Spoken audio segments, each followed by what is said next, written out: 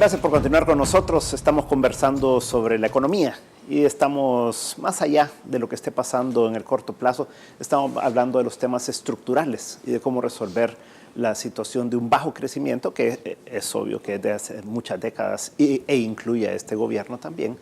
Pero ¿cómo hacemos para cambiar esos temas estructurales? Y Juan Héctor, ahí me llamó mucho la atención lo que decía el ministro, en el sentido de decir, el mejorar las condiciones para los negocios, que es lo que mide al final el Doing Business y todos estos indicadores internacionales, lo que dice es que esto es una condición necesaria, ¿verdad? Y a pesar de que nos hemos venido deteriorando en eso, pero no suficiente, porque nos dice, cuando teníamos buenos indicadores tampoco crecimos en inversión y la economía no creció a tasas tan fuertes tampoco, ¿verdad? Entonces, tal vez habría dos temas que hablar aquí.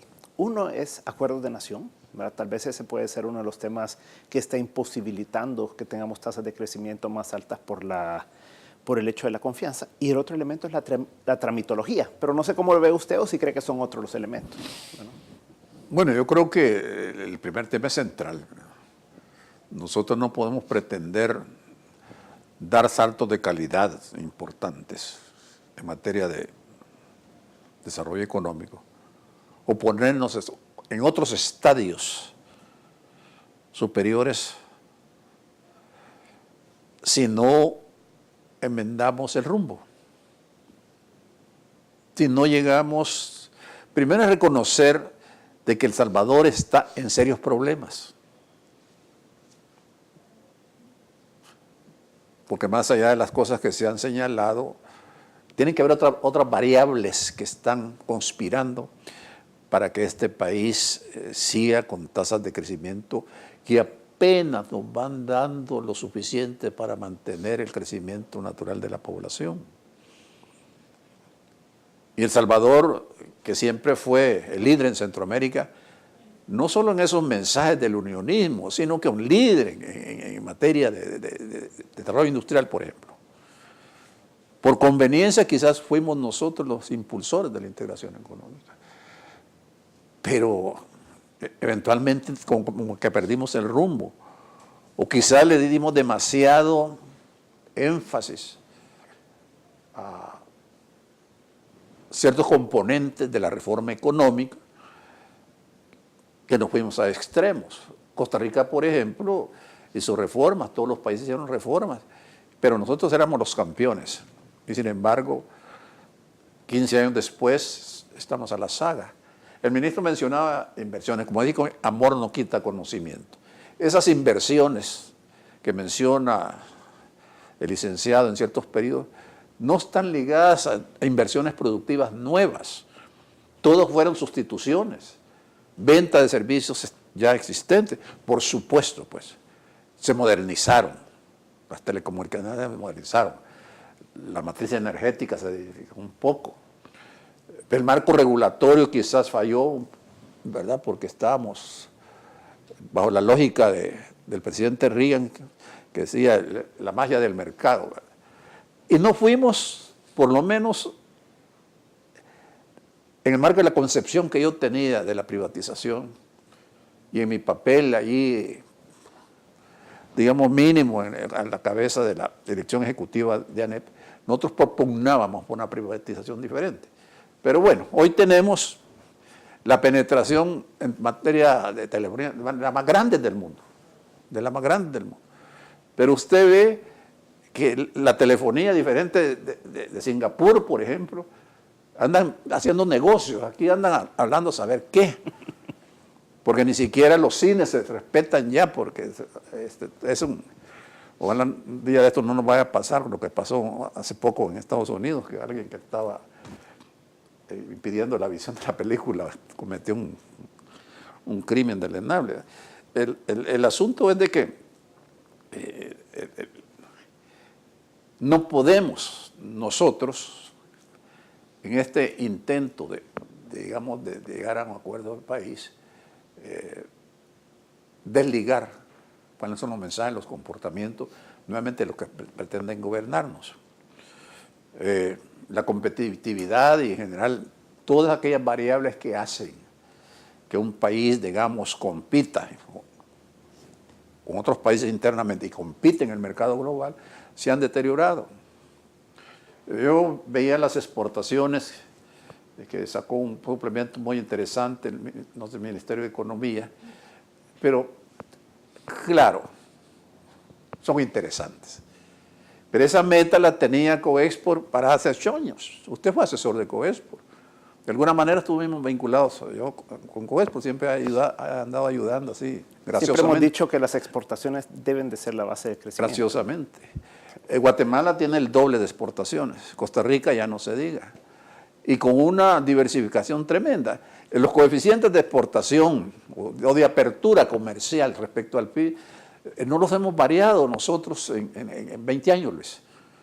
Y el país más aperturista, ¿qué es lo que pasó? Pues yo creo que ahí es donde se fue destruyendo el tejido productivo. No pusimos en perspectiva que las remesas también causan daño.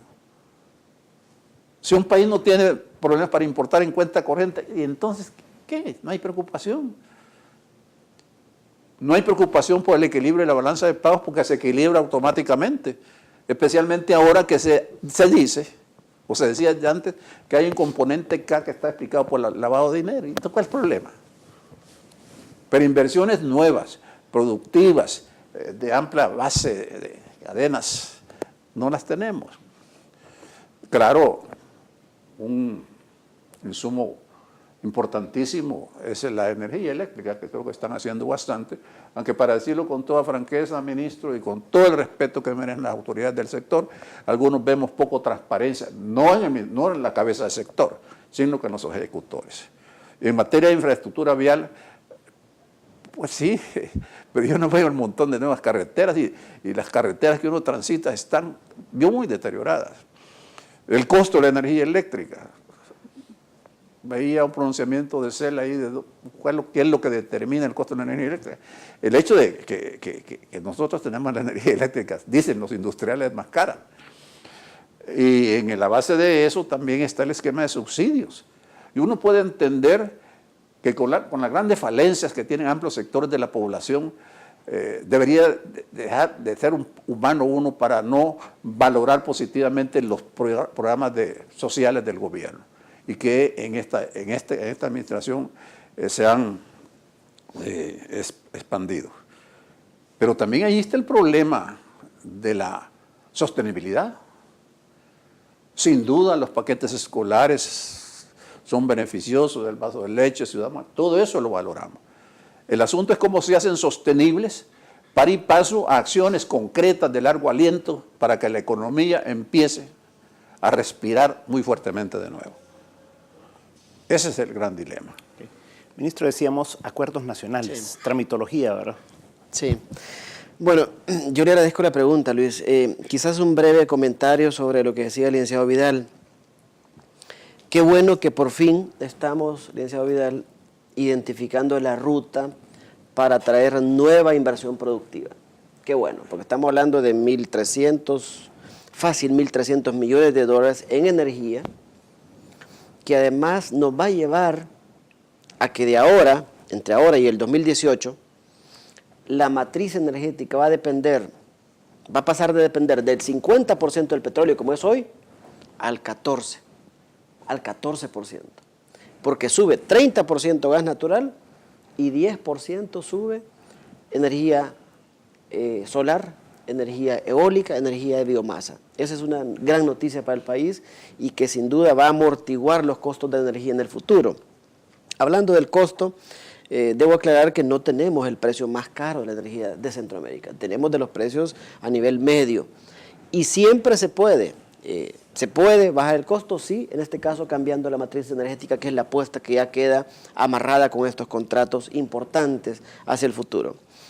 Y decir que le agradezco la pregunta, Luis, porque justamente en esta discusión el tema es cómo seguimos, cómo encontramos esos acuerdos. Yo quiero comentarle que hemos hecho un esfuerzo que yo creo que hay que juntos debemos de trabajar para que se sostenga y no volver a inventar el agua tibia. ¿Hablo de qué? Política industrial. No fue una política sacada de la manga, sino que fue una política trabajada con el sector privado. Ahí está.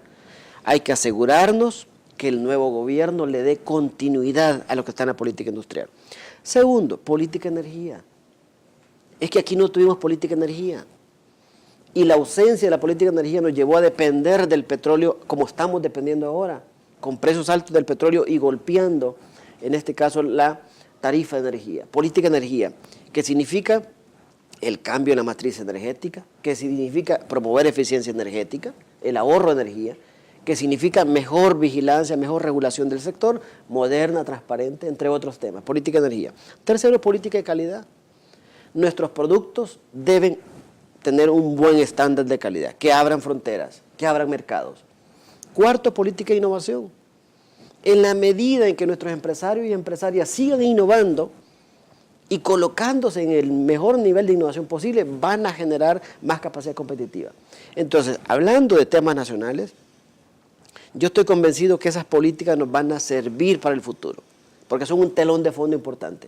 Y en ese marco, Luis, licenciado Vidal, quiero comentarles que esta semana que viene tenemos la visita de un especialista de los mejores a nivel mundial, el señor Luis Felipe, que trabaja con el Banco Asiático, y con un esfuerzo conjunto del Banco Central, Proesa, Ministerio de Economía, le hemos invitado para que venga esta semana al país a ayudarnos a seguir impulsando el programa de transformación productiva que el gobierno viene trabajando. Esta es una cosa interesantísima. ¿Y él es experto en qué, perdón? Esta es una persona que trabaja en el Banco Asiático y que su experiencia ha sido en el desarrollo de políticas de desarrollo productivo en el sudeste asiático. Es un español que estamos contentos de su llegada. Le hemos pedido cita a los dos candidatos presidenciales que van a la segunda vuelta para que dialoguen con él y que ese diálogo nos permita encontrar ese punto común. Ese punto común que ahora, en nuestra opinión, vamos a entregar el programa de transformación productiva al nuevo gobierno. ¿Qué es el programa, Luis? Es conectar esas políticas que yo dije antes en un plan de trabajo. Así de sencillo. ¿En qué sectores priorizados? Uno, sector textil y confección, sector químico-farmacéutico, sector aeronáutico, sector de alimentos, sectores que tenemos, siempre es difícil priorizar. Pero sabemos que ahí tenemos ventajas competitivas. Exactamente, esa es la palabra. Entonces, identificando ventajas competitivas que tenemos en esos sectores, sectores con potencial de crecimiento, sectores con potencial de crecimiento rápido, de inversiones, de aumento de exportaciones, tenemos un plan. Estamos terminando. Hace 2 semanas hicimos una reunión de esta nueva institucionalidad, que es el Comité de Fomento a la Producción. Estas cosas no se conocen mucho, porque yo por eso agradezco mucho la oportunidad, Luis, porque estos temas para la prensa normal no son atractivos porque son buenas noticias. El diálogo entre el gobierno, el sector privado y la academia no es buena noticia a veces. Y eso lo tenemos en el Comité de Fomento a la Producción. Y es la mejor noticia para el país. Que nace, exactamente, que nace de la Ley de Fomento a la Producción. Y en ese comité hemos avalado, ya estamos en los últimos toques del plan de trabajo, sector por sector, tema por tema, con este enfoque. Priorización, con este enfoque de aumentar la capacidad competitiva y con esta asesoría internacional. Por cierto, sería interesante, Luis, que tuviéramos el chance, el licenciado Vidal también, de interactuar con Luis Felipe y que eso nos permita dejarle a El Salvador, digamos, elementos de que ya están pasando en el mundo, que le ha servido a países a crecer rápido, a desarrollarse y que nosotros sabemos que eso le sirve a El Salvador. Termino diciendo, la CEPAL ha visto ya este proceso de transformación productiva en El Salvador y dice, miren, El Salvador en ese tema va en el liderazgo de América Latina. Eso nos alegra y es una gran responsabilidad. Entonces queremos de verdad, yo a ustedes dos en particular quiero ofrecerles este trabajo, este esfuerzo, para que desde sus muy conocidas capacidades y experiencias nos ayuden a cuidar a que este trabajo que se ha instalado se dé continuidad. Porque yo creo que esa es la manera en que en El Salvador tenemos que ir generando una forma distinta de desempeño económico, trabajando con los sectores, enfocándonos en resultados y sabiendo que por ahí es el futuro de El Salvador. Gracias. Y una visión de largo plazo, y tal vez con eso regresamos después, Juan Héctor, de estos comerciales. En un momento estamos de nuevo con 361 grados.